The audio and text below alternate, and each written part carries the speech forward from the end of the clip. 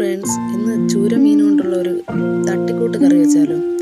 അതിനായിട്ട് ആദ്യം കുറച്ച് തേങ്ങയും പിന്നെ കുറച്ച് കുരുമുളക്, പിന്നെ ഒരു ചെറിയ കഷ്ണം ഇഞ്ചി, ഒരു 1/4 ടീസ്പൂൺ ഉലുവപ്പൊടി, പിന്നെ വേണ്ടത് ഒരു ചെറിയ ഉള്ളി.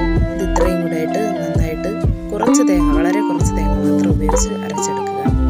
അത് മാറ്റി വെച്ച ശേഷം ഇതുപോലെ ഒരു തക്കാളിയുടെ പകുതി, അതും ഒരു പച്ചമുളകും കൂടെ ഇട്ട് വഴറ്റിയ ശേഷം താളിച്ചിട്ട് വേണം വഴറ്റാനായിട്ട്. വഴറ്റിയ ശേഷം മല്ലി ഒരു സ്പൂണ്, പിന്നെ മുളക് പൊടി ഒരു 2.5 സ്പൂൺ മാത്രമേ എടുത്തിട്ടുള്ളൂ.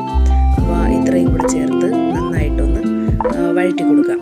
വഴറ്റിയതിന് ശേഷം അത് ഇത്തിരി മൂത്ത് വരുമ്പോഴത്തേക്കും ഇതുപോലെ പുളിയുടെ നീര് കുറേശ്ശെ ഒഴിച്ചു കൊടുക്കും. കുറച്ച് ഒഴിച്ചാൽ മതി, കാരണം നമ്മുടെ തക്കാളി ഓൾറെഡി നമ്മൾ ഇട്ടിട്ടുണ്ട്. അപ്പോൾ അതിൻ്റെ ഒരു ചെറിയൊരു പുളിപ്പ് കൂടെ കാണും. അപ്പോൾ ഇതുപോലെ നന്നായിട്ട് ഇളക്കി യോജിപ്പിച്ച് കൊടുക്കണം.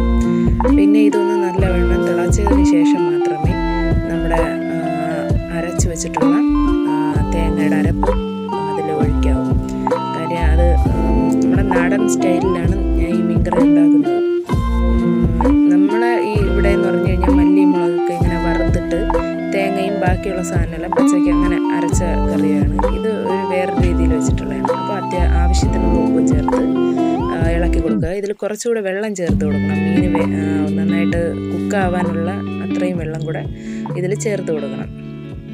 അപ്പോൾ ഇതിൽ വെള്ളം കൂടെ ചേർത്ത് നന്നായിട്ട് തിളച്ചതിന് ശേഷം അതിലോട്ട് നമ്മുടെ കട്ട് ചെയ്ത് വെച്ചിട്ടുള്ള മീൻ എല്ലാം ഇട്ട് കൊടുക്കുക. ഇത് ചെറിയ ചൂര ആയതുകൊണ്ടാണ് ഞാൻ ഇങ്ങനെ കറി വയ്ക്കാമെന്ന് വിചാരിച്ചത് കേട്ടോ.